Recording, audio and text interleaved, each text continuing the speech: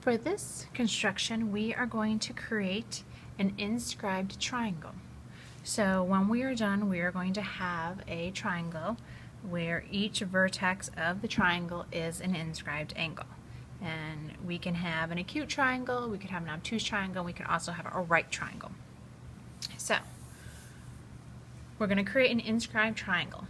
But what that means is that the triangle is inside, and so the triangle is inscribed, but the circle is outside, so the circle is considered circumscribed.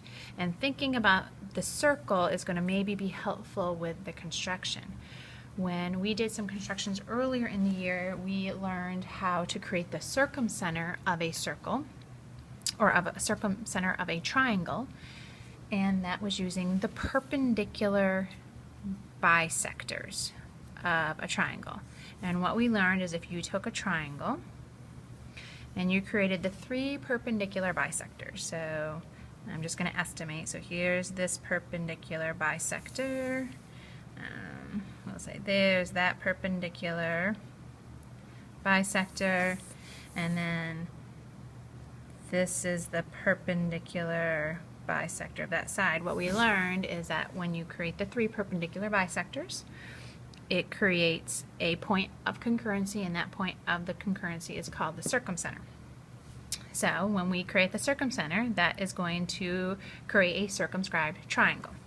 So first you're going to draw let's draw a scalene triangle, and let's also make it acute, just so that we all are looking at something a little bit similar.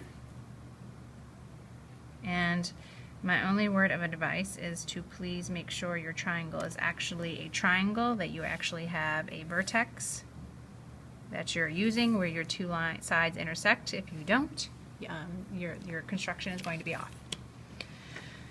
So what we're going to do is we're going to construct the perpendicular bisectors.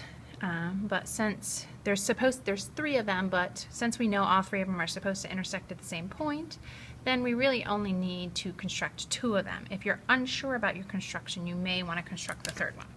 So perpendicular bisectors are the easy construction. You open your we're going to bisect the base, open your compass so it's more than half the length of the segment, and we're just making arcs above and below our line, and then I'm going to come over and repeat that for the other side.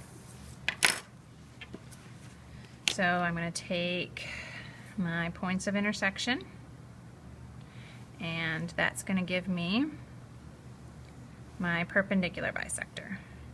So that hopefully is my perpendicular bisector. And now I'm just going to do that for one more side. I think I'm going to do it for this side. So same thing, make sure my compass is open more than half the length of the segment.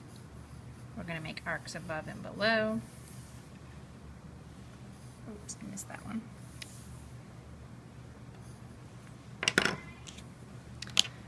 I'm going to connect my points of intersection.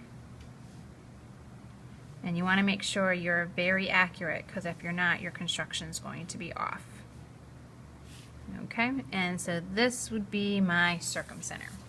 And the nice thing about the circumcenter is this point should be evenly distributed and the same length to each vertex of your triangle. So now when I take my compass and I put it on the circumcenter and put it on a vertex, hopefully when I go around and check, all of my vertices, that one's a little off, all of my vertices are exactly the same distance from my point.